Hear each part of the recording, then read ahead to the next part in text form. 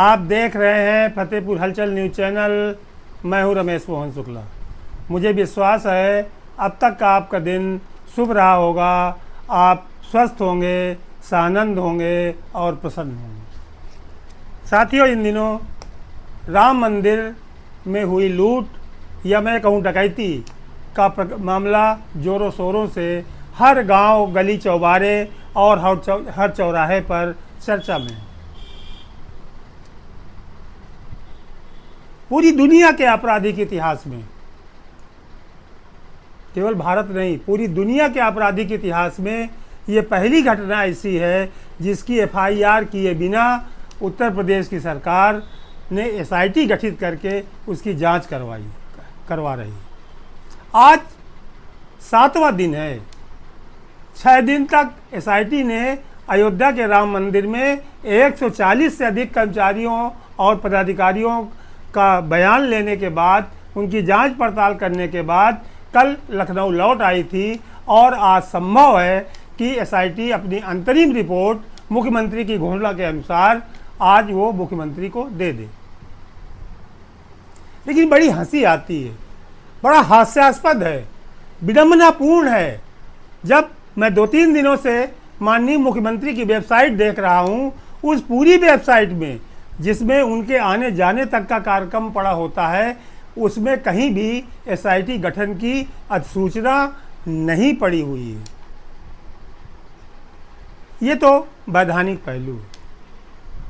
लेकिन लूट हुई उसका प्रमाण केवल इस बात से मिल जाता है कि अभी 2 दिन पहले जब उत्तर प्रदेश के मुख्यमंत्री योगी आदित्यनाथ अयोध्या के दौरे पर गए तो उनके प्रोटोकॉल में ये स्पष्ट लिखा हुआ था कि राम मंदिर ट्रस्ट के सचिव चंपत राय उनके साथ मंच साझा नहीं करेंगे।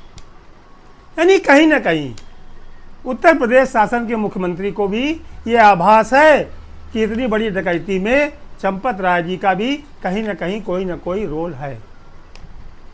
इसके पहले राम मंदिर निर्माण समिति के अध्यक्ष का मैं इंटरव्यू सुन रहा था एक चैनल पर। उन्होंने कहा कि चंपत राय से गलती हो सकती है लेकिन उनकी निष्ठा पर सवाल नहीं उठाया जा सकता।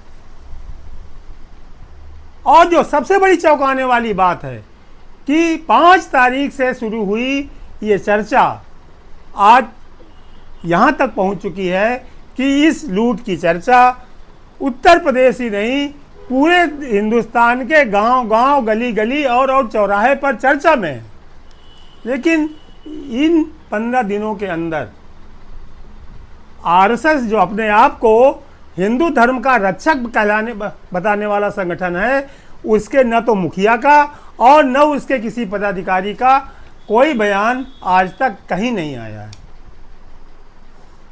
सवाल ये उठता है कि चोरी हुई कितने की हुई? 5 रुपए की हुई, 500 की हुई, 5000 की हुई, 5 लाख की हुई या 5 करोड़ की हुई, लेकिन चोरी हुई, इतना तो अब लगभग सिद्ध हो चुका है और जनता ने ये मान लिया है।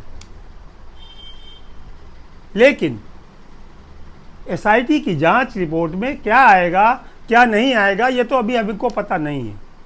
लेकिन अभी तक किसी एक एफआईआर का भी दर्ज न होना शंका पैदा करता है कि कहीं ऐसा तो नहीं है कि इस जांच में भी बल के बकरे वही 18 से 20 हज़ार रुपये महीने वाले कर्मचारी बनाए जाएंगे या जो उनके जिम्मेदार पदाधिकारी हैं उनको भी दंड के दायरे में लाया जाएगा।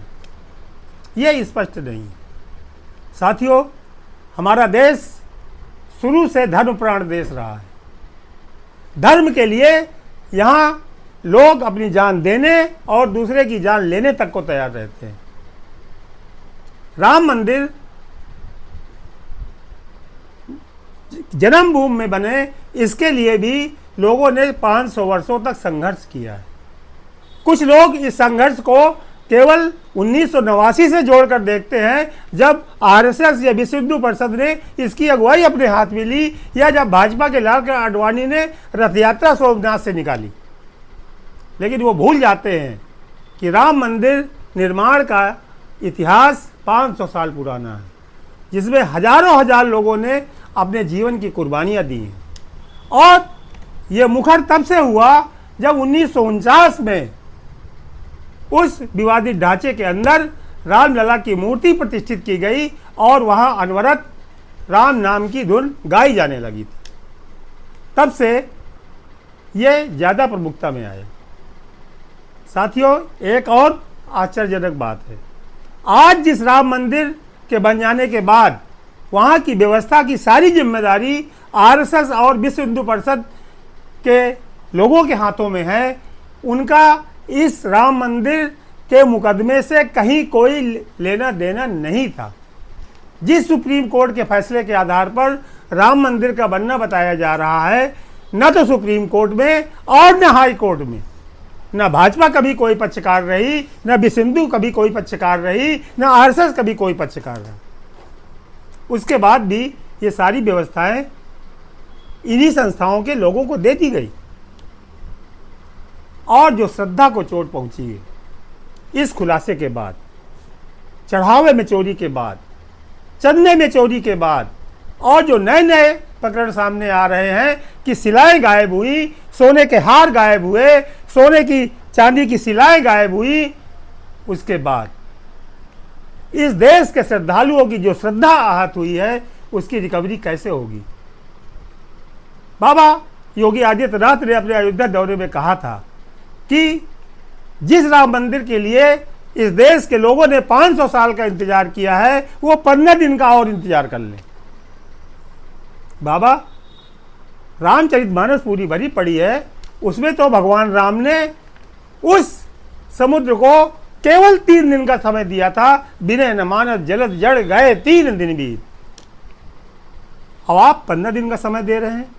आपने ये भी कहा कि जिस किसी के पास भी कोई सबूत हो वो एसआईटी को दे दे, जबकि सार्वजनिक रूप से न तो सरकार द्वारा और न ही न्यास द्वारा ये बताया गया कि एसआईटी का ऑफिस कहाँ पर है, एसआईटी का दफ्तर कहाँ पर है और कहाँ पर वो लोगों से मिलेगी।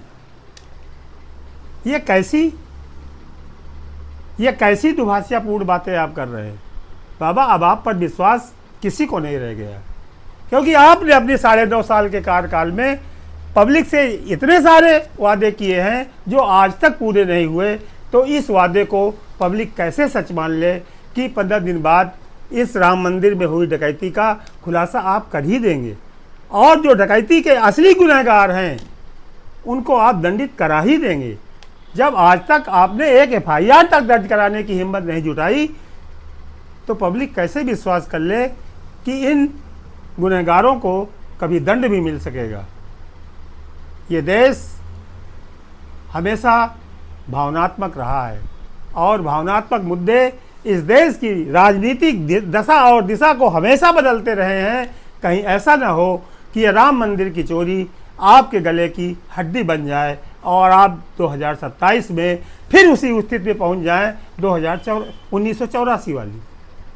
आप देख रहे हैं फतेहपुर हलचल न्यूज़ चैनल। मैं हूं रमेश मोहन शुक्ला। धन्यवाद। जय हिंद, जय संविधान।